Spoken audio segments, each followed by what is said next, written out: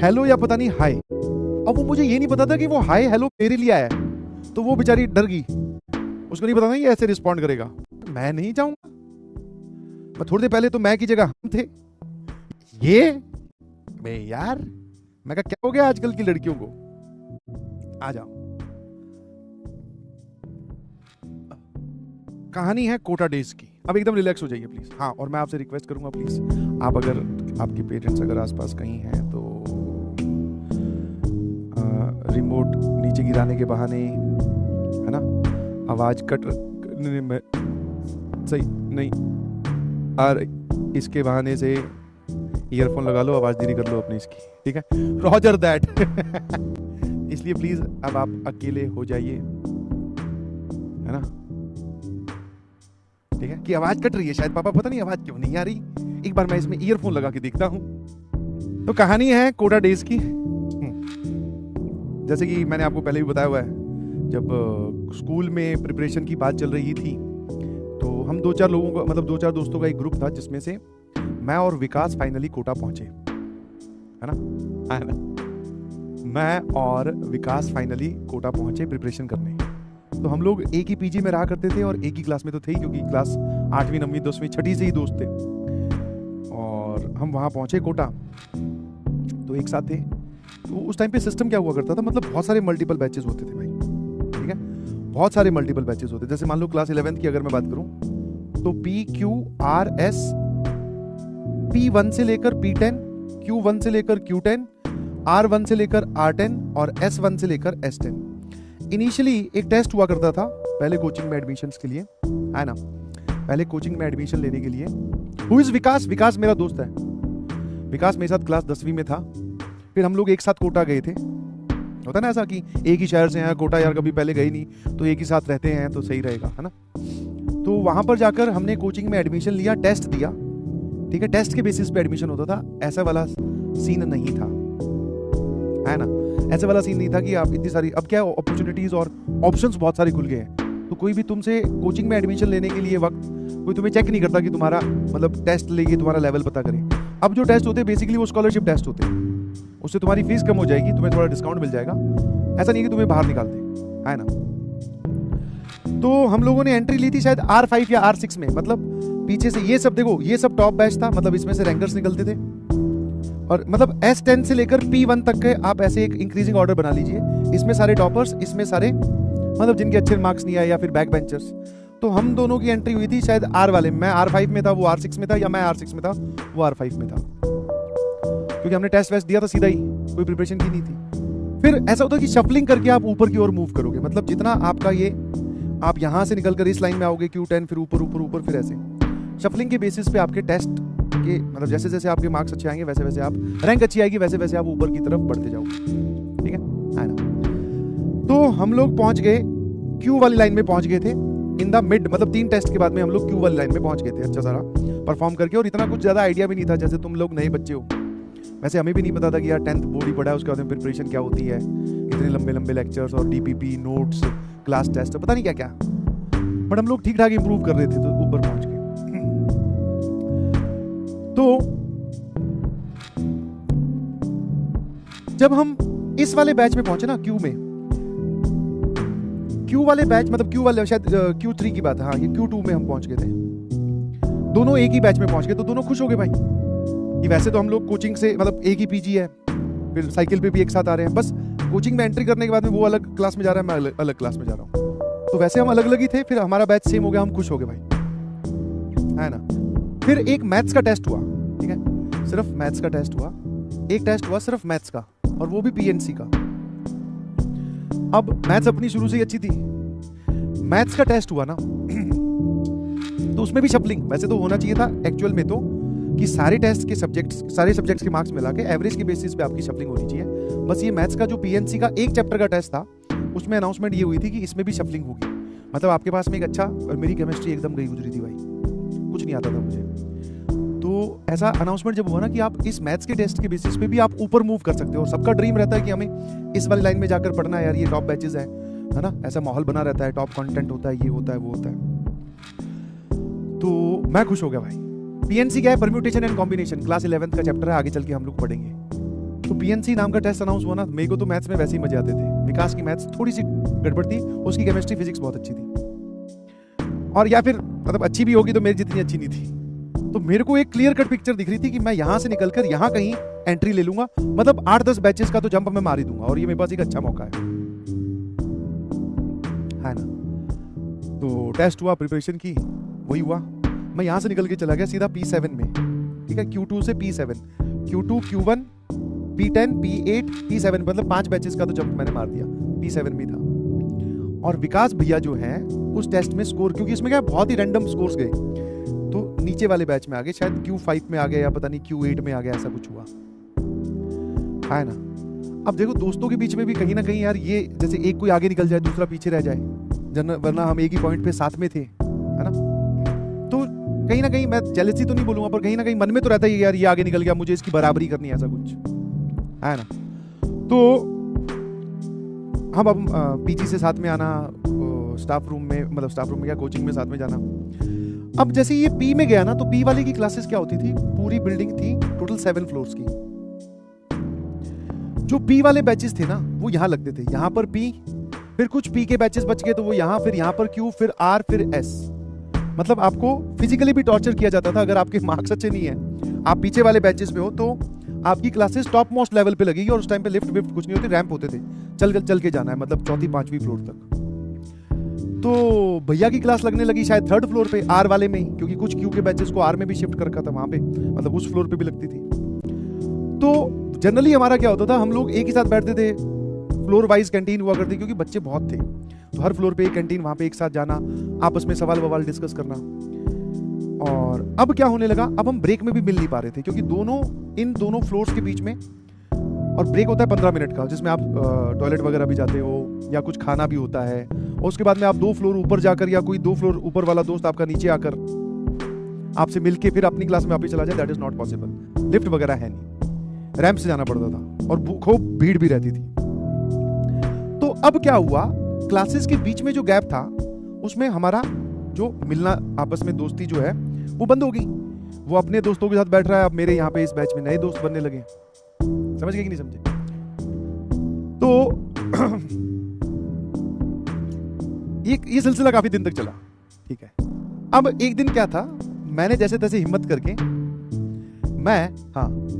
शायद मेरी उस दिन एक ही क्लास थी, अगली क्लास कैंसिल थी या जो भी थी, मैं ब्रेक के अंदर मैं चला गया सीधा इस फ्लोर पे जिसपे विकास का बैच लगा हुआ था, है ना।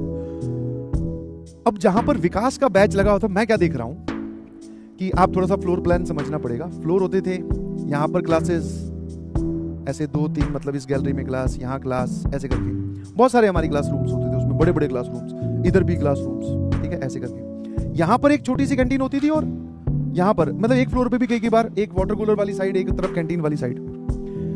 तो मैं ऊपर पहुंचा, मैं देख रहा हूं कि हाथ में समोसे की प्लेट है, विकास भैया दीवार के साथ पैर लगाकर खड़े हैं, है ना। इधर से देख रहा हूं तो मुझे साइड एंगल से सिर्फ विकास दिखाई दे रहा है।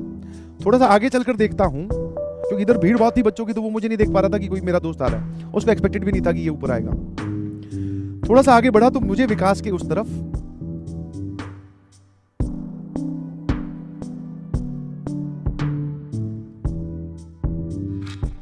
और दोनों के हाथ में समोसे। ओ भाई, अब मेरा बैच ऊपर शिफ्ट होने पर विकास को जलन हुई कि नहीं हुई, मुझे उस बात का नहीं पता, ना हमारी उस पर कभी डिस्कशन नहीं हुई। बट ये सीन देखकर 2 अलग अलग लोगों के हाथ में समोसे की प्लेट, साथ में समोसा खाया जा रहा है, समोसे का मजा लिया जा रहा है, साथ में बातें की जा रही है, भाई विकास से मेरा विश्वास उठ गया। मैं वापस वहीं से यूटर्न, मिलने भी नहीं गया उससे। और दूसरा ये थॉट भी था, मैं क्यों परेशान करें भाई अकेले में पूछा जाएगा इससे, मैं भाई शायद कुछ इनिशिएटिव लेने की कोशिश कर रहा है। तो मैंने आगे फिर वापस शाम को जाते वक्त तो नहीं पूछा, फिर वहां हॉस्टल में पहुंचने के बाद में मैस में खाना वाना खाने में, विकास क्या चक्कर था? बोले तू कब ऊपर आया? अरे मैं कहा नहीं, वो मेरे को एक दोस्त बता रहा था, पीजी के और भी तो बहुत सारे लड़के पढ़ते, मैं कहा वो बता रहा था। बोले वो झूठ बोल रहा है। मैं कहा ठीक है, अब इसको रंगे हाथों पकड़ा जाएगा। फिर वापस वही। अच्छा, एक सीन ये हुआ करता था कि जब आप कोचिंग में घुस रहे हो तो एक लंबी सी डेस्क रखी है जिसपे डीपीपीज रखी हुई हैं। डीपीपीज रखी हुई है, आपको वहां से पिक करनी है और अंदर चले जाना है ना। डीपीपी पिक करनी है और आपको मतलब अपनी क्लासेस में चले जाओ।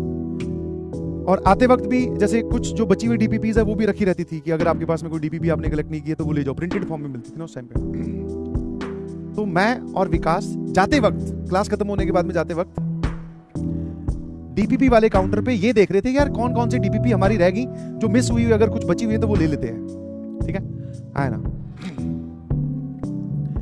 तो मैं और विकास दोनों खड़े सामने डीपीपी उठा रहे, पीछे से भाई हेलो, है ना,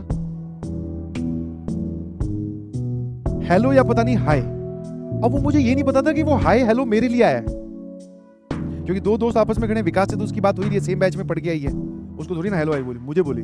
और उस टाइम पे लड़कियों के साथ इंटरेक्शन इतना कम था कि जब कोई हाय हेलो बोलते ना इंसान घबरा जाता अंदर से। मैं उसकी तरफ देख भी रहा, मैं कहा हाँ क्या चाहिए, काहे की हेलो। तो वो बेचारी डर गई, उसको नहीं पता ना ये ऐसे रिस्पॉन्ड करेगा। अब जैसे नॉर्मल लड़के रिस्पॉन्ड करते हैं, मैं भाई ये काम किया, उन दोनों को अकेला छोड़ा, मैं गैप से ही बाहर हो गया। मैं कहा विकास डीपीपी ले आना, तेरे को जो समझ में है मेरे वाली भी। अब मुद्दा डीपीपी का है ही नहीं, ठीक है भाई। अब वहां पर करके देख रहे हो, मैं उठकर गैप से बाहर आ गया। भाई साहब यहाँ पर बात चल रही है इनकी, डीपीपी वाले काउंटर पे खड़े होगी, मुझे नहीं पता क्या कहानी पका रहे हैं। अब मैं देख रहा हूं और मन में ये भी सोच रहा हूं कि भाई हेलो तो मुझे भी बोला था इस कन्वर्सेशन में पार्टिसिपेट, तो मैं भी कर सकता हूं। मैंने ठीक है यार, हटा, टिपिकल बॉयज एटीट्यूड, है ना। तो फिर विकास, मैंने कहा आज तो तू पकड़ा गया भाई, वो खुद ही आई है।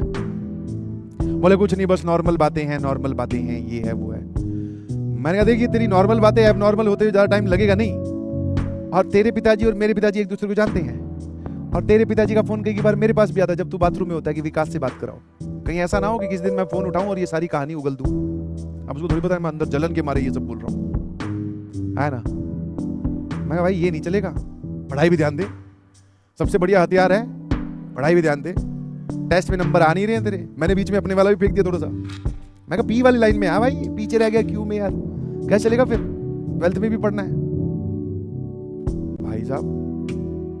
तो उसने उस दिन तो बड़ा कॉन्फिडेंट किया कि हाँ मैं ध्यान रखूंगा, नहीं नहीं नहीं भाई सिर्फ बात कर रहे हैं ये वो। मैं कहा ठीक है। थोड़े दिन बाद में उसकी वही हरकतें, कैसे पता चली, टेस्ट हुआ संडे की टेस्ट की टाइमिंग 9 से 12, 9 से 12 के बाद में एकदम बढ़िया रूटीन हमारा, मैस में स्पेशल खाना बनेगा, है ना, छोले भटूरे, लच्छे पराठे, पनीर, रसगुल्ला, मिठाई सब मिलती है संडे वाले दिन सुबह, क्योंकि शाम को मैस ऑफ होती है संडे वाले दिन आपको बाहर खाना होता है। ये हमारे टाइम के रूल बता रहा हूँ। तो 9 से 12 टेस्ट देना है, 12 से 2 बढ़िया से लाइन में लगकर मैस की रोटी एकदम बढ़िया से तोड़नी है, जब तक पेट ऐसा ना हो जाए भाई टेबल की भिड़ गया हो, तब तक उठना नहीं है। फिर शाम को बढ़िया आपको 4 बजे से लेकर 7:30 बजे तक क्रिकेट चलेगा, क्रिकेट वहीं के लोकल पार्क में, है ना, वहीं के लोकल पार्क में क्रिकेट चलेगा। ये हमारा संडे का रूटीन है जिस दिन टेस्ट होता था। और टेस्ट से पहले खूब दबा के मेहनत करो, बिल्कुल भी कोई टाइम वेस्ट नहीं, कोई कुछ नहीं, ठीक है भाई। टेस्ट दोनों साथ में देने गए, मैस में खाना खाया, पीजी पर आकर लेट गए रेस्ट करने के लिए, है ना। मैं अपनी आंखें खोलता हूं, बगल वाले रूम में जाता हूं, मैं कहा विकास भाई चल गेट खोल, चलते क्रिकेट खेलने, 4 बज गए हैं। और वहां पे ऐसा भी होता था भाई कि आपको अपनी वो पिच रोकनी पड़ती है, क्योंकि बहुत सारे लड़के रहते हैं आसपास। वो कम्युनिटी पार्क एक ही है, उसमें भी 50 पिचें बनी हुई है, बट वो 50 पिचें भी ऑक्यूपाई हो जाती है, एक दूसरे के अंदर भीड़ के खेल रहे हैं। पता चला बॉल उधर से आके मुंह पे लग रही है, कैच किसी और का पकड़ लिया, ऐसे खेलते थे। पहुंचो, मैं खड़खड़ा रहा हूं, खोल ही नहीं रहा भाई। खड़खड़ाने के बाद में नीचे ध्यान दिया, रूम पे ताला, फोन कर रहा हूं, फोन नहीं उठा रहा। मैं कहा है भाई, चले खेलने जाना है, फोन नहीं उठा रहा। थोड़ी देर तो मैंने वेट किया, फिर मैं इतना दिमाग में मेरे आया नहीं, क्योंकि मैं खुद अपनी जल्दी में था भाई, क्रिकेट खेलने के लिए पहुंच रहा है, टीम बढ़ जाएगी, पिच रुद जाएगी, समझ पा रहे हो, पिच ऑक्यूपाई हो जाएगी। पता चला मैं खाली रह गया, तो मैं पहुंच गया भाई। पूरा खेला, 7:30 बज गए। 7:30 बजे के बाद पार्क से निकल के घर जा रहा हूं, देख रहा हूं विकास भैया साइकिल से लहराते हुए आ रहे हैं। समझ पा रहे हो, विकास भैया साइकिल से लहराते हुए आ रहे हैं, और टाइमिंग ऐसी मैच की कि उसको पता नहीं चला कि मैं यहां से निकला हूं और वो ऐसे सीधा निकल गया, मैंने उसको पीछे से देख लिया। मैं कहा ये फाइल तो क्लोज ही हो गई थी क्रिकेट के चक्कर में, इस पे तो ध्यान ही नहीं गया। मैं कहा ये क्या कर रहा है, तुरंत पीजी में पहुंचा। मैं कहा भाई क्या चक्कर है, कहां था। बोले यार मैं आज इंस्टीट्यूट गया था। मैं कहा इंस्टीट्यूट, संडे वाले दिन बंद होता है भाई, और टेस्ट देकर सब लोग निकल गए थे। बोले नहीं, सुनना जरा, यहां पे भी मुझे लपेट रहा है। टेस्ट दिया, खाना खाया, खाना खाने में लेटने के बाद में जैसे ही मुझे नींद आई है, मैं सो गया, मैंने अपना रूम ब्लॉक कर लिया, वापस चला गया। किस लिए? टीचर पे ब्लेम। देख रहे हो कितने मतलब। बोले टेस्ट की एनालिसिस भी तो करनी होती है। मैं कहा अच्छा, आज तक मेरे को तो तूने कभी बताया नहीं कि इस सवाल का जवाब तूने ये क्यों लगाया। मैं कहा चल ठीक है, एनालिसिस करने। मैं कहा वहां क्यों गया था भाई, इंस्टीट्यूट में क्यों गया था वापस? एनालिसिस पीजी में हो जाती, शाम को बैठ कर करते ही एनालिसिस देख लेते हैं। वापस इंस्टीट्यूट चला गया, जो कि बंद भी होता है संडे वाले दिन। बोले नहीं, कॉमन डाउट एरिया खुला होता है, खुला होता है। मैं कहा तुझे तो आज पता चला ना, आज से पहले तो कभी गया नहीं तू। एनालिसिस, मैं समझ गया मैं प्रोग्राम जो है ना ये कुछ गड़बड़ी कर रहा है। मैं तो कुछ नहीं कहा, मैं ठीक है भाई चलने दे। मैं कहा सुधर जा भाई, देख ले। बोले नहीं नहीं कुछ नहीं, सिर्फ एनालिसिस थी। मैं कहा ठीक है भाई, एनालिसिस की एनालिसिस मैं नहीं करूंगा, बट तू ये ज्यादा एनालिसिस मत कर, मुझे ये एनालिसिस समझ में आ गई है। चलता रहा गेम, और ये सब लास्ट में फिर करते करते हमारी क्लास 11th खत्म होने की बात आई। 11th मतलब we are done with class 11th। तो सीन ऐसा होता था कि आप लोग डमी स्कूल में पढ़ते हो तो आपका सिलेबस टाइमली खत्म करवा दिया जाएगा, फिर आप अपने अपने होम टाउन चले जाओ, वहाँ पे जो भी आपके स्कूल्स है वहाँ पर जाके क्लास 11th की जो है वो फाइनल पेपर आप दे दीजिए। तो क्लास 11th का लास्ट कुछ चल रहा था और मैंने इस टॉपिक पे विकास से भी बात करनी बंद कर दी। धीरे धीरे ये टॉपिक जो है वो धीमा या फिर बोलते डिम पड़ गया था। विकास भी शायद ज़्यादा इंटरेस्ट ले नहीं रहा था, या पता नहीं ज़्यादा इंटरेस्ट ले रहा था, मुझे नहीं पता। तो जब क्लास 11th की एंड की बात आई तो हम दोनों में एक प्रोग्राम मतलब बना कि यार जा तो रही हैं, पैसे रखें, कुछ शॉपिंग करके आते हैं। और उस टाइम पे स्टेशन के पास में बाजू में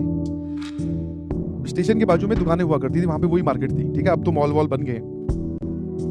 ठीक है, जॉकी का नया नया प्रचलन चला था, है ना। तो मैंने कहा यार जॉकी की 2-4 सॉक्स ले ली जाए, है ना, और जॉकी के लोवर ले लिए जाए, है ना, बैठ के पढ़ने पड़ते हैं, चड्डे वड्डे ले ली जाए। ठीक है भाई। तो हम ऐसे घूमते फिर रहे हैं, मतलब दुकानों में घुस रहे हैं। ठीक है, जॉकी का शोरूम भी वहां पे हमें नहीं मिला, या फिर जो हमें आर्टिकल चाहिए था वो नहीं मिला।